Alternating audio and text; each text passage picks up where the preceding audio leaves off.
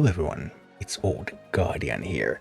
The Cenarion Festival event is now live in Warcraft Rumble, and in this video I'm going to take a look at the event and what you need to do in the event and what kind of rewards you can get from it. It's going to be a complete guide to this specific event. Cenarion Festival is going to last 3 weeks and it's a solo event, so you are going to earn all of your tickets. There's nothing shared with your guild. Overall, all the rewards in the reward tree is miles long, there are more than 30 rows on it, are going to cost 280,150 tickets. But from all the challenges, there are 341,300 tickets available. So there's quite a lot more tickets available than all of the rewards cost. However, some of these tickets are not easy to acquire. Some are gated behind a paywall. 54,000 tickets in particular are in paywall, so you have to pay real money to get them. A lot of gold is needed for some, because you need to make 2 epics, so you can make 2 Cenarion Leaders epic. Cenarion Leaders are going to be on the grid on Sunday, but that'll be 17,000 tickets, but 2 epics, the stars for those, that's going to be a lot of gold. Or you require some levels, because there's some challenges that require completing heroics, getting higher in PvP, things like that, and those are 35,000 tickets. That means that everyone can earn 235,300 tickets, almost regardless of your levels, but getting to that 280,000 is going to require a little bit of money or higher level minis. When the Cenarion Festival launched, some of the challenges were bugged. You could not gain progress in something like defeat enemies and any kind of challenges that were done within a match. However, Blizzard was actually quick this time and they already hotfixed it, and all the challenges appear to work right now, and you can complete these challenges in all types of content, in campaign, in quests, in PvP, in dungeons, including already completed heroic bosses like in Darkmoon Faire you could do, for example. So that opens up some interesting options for completing some of the in-game challenges, because then just heroic boss loading into some of the old heroic bosses and doing them against fairly low levels can make them a lot smoother. As for the rewards, the main thing on the reward tree are the new minis.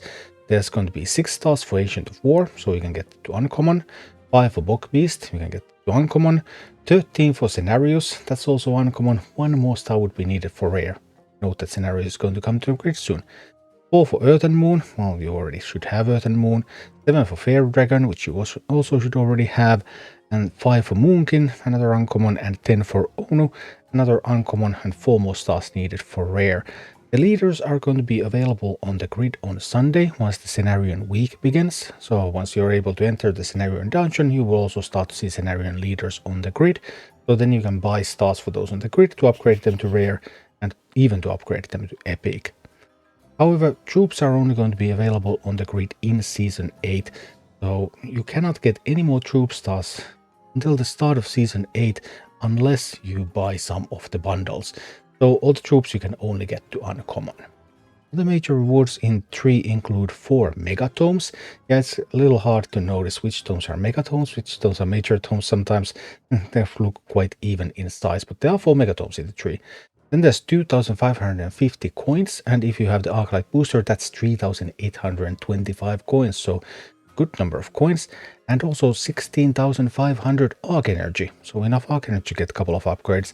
Then there's a bunch of other tomes, there's 1 emote, and there's a rare core, an epic core, and a legendary core.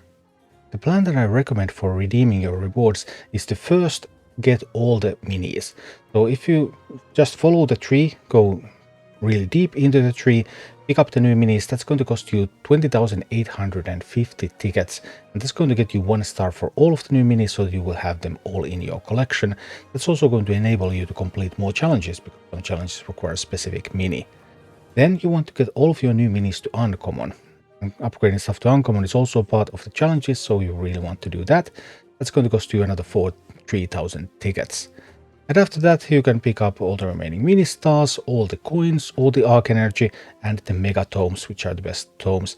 And that's going to cost you 145,000 tickets. So a total ticket cost for getting pretty much everything that's important is 208,850. And this tree is indeed very, very long. So I had to cut it into 4 panels because there's more than 30 rows in it. So first you want to start with the blue line. So you want to follow that blue line. It goes very, very deep into the tree. And that's going to get you 1 star for each of the new minis. So you have all the new minis. Then you want to follow the green lines. Green lines will pick up the 3-star bundles for all of the new minis, so that the cheapest way that you can get, so that you get enough stars for them to upgrade them to uncommon. And then finally you can start picking up the gray lines, which are going to pick up all the important stuff. Obviously there's also 6,000 tickets for a Reek emote if you want that, 4,000 tickets for a rare core, 20,000 for an epic core, 25,000 for a legendary core. Well, I don't think people really need legendary cores because you never have the arc energy to spend on them anyway. And then there's a whole bunch of these fairly overpriced tomes in dead ends, so you don't really have to pick them up. But obviously if you get enough tickets to get everything, because that is possible, then well, I guess you can just take everything. But to get everything you really have to be playing the game as well. 235,300 tickets available for everyone, 208,850 tickets needed for all the good rewards that I had marked in the chart. So that means that you can miss 26,450 of the easier tickets, and even more if you can complete some of the more difficult challenges. So what are the difficult challenges? First of all, there's the paywall. So 3 to 5 rare and epic Cenarion minis can only be bought. There is no other way to get them. If you do that, you're going to get 54,000 tickets. Then 1 to 2 epic Cenarion minis, also pretty difficult. First you upgrade them to rare, and then you need another 25 stars each. You can get those stars from the grid, but that's 50 leader stars, so yeah, that's a lot of coins. It's going to give you 17,000 tickets anyway if you can do that. Then the PvP scenario leader total honor, 6,000 and 8,000. You can get the lower numbers just by playing against the bots, but here you might start facing humans, and depending on your levels, that might be difficult or impossible or relatively easy. Those are 19,000 tickets anyway. Then there's the Moonglade Heroic Clear in under 2 minutes. Rumeran is really great heroic for this, by the way. But obviously, if you don't have the levels to do Heroic Moonglade, then you can't do it. That's 8,000 tickets. And then a Moonglade Heroic with full base health. Rumeran might also work for this if you use a proper strategy for that one. 8,000 tickets for that as well. You're going to get many of these challenges completed just by playing the game. There are some things that can help a little bit. For example, heroic maps. You can try to think about, okay, how can I use old heroics like Vultures, which has tons and tons of first as chickens and then those become vultures. So that's an excellent map for defeating enemies. I defeated lots of enemies there. And also, if you have Nature's Grace talent on your Earth and Moon, you can grant resist to 5 allies with a single cast. So there are some of these shortcuts that you can take, but overall, just playing the game is going to get you through most of the challenges. Do note that a couple of important challenges require you to buy stuff from the grid and also to buy stuff from the daily offers. Daily offers are not paid in real money. Daily offers are available for coins. They look like this in the shop. And you need to buy 21 daily offers for the full rewards. And these of course reset daily. And the cheapest daily offer that you can buy is a Major Toe that costs 60 coins each, but they're limited availability. You might not even be offered them every day.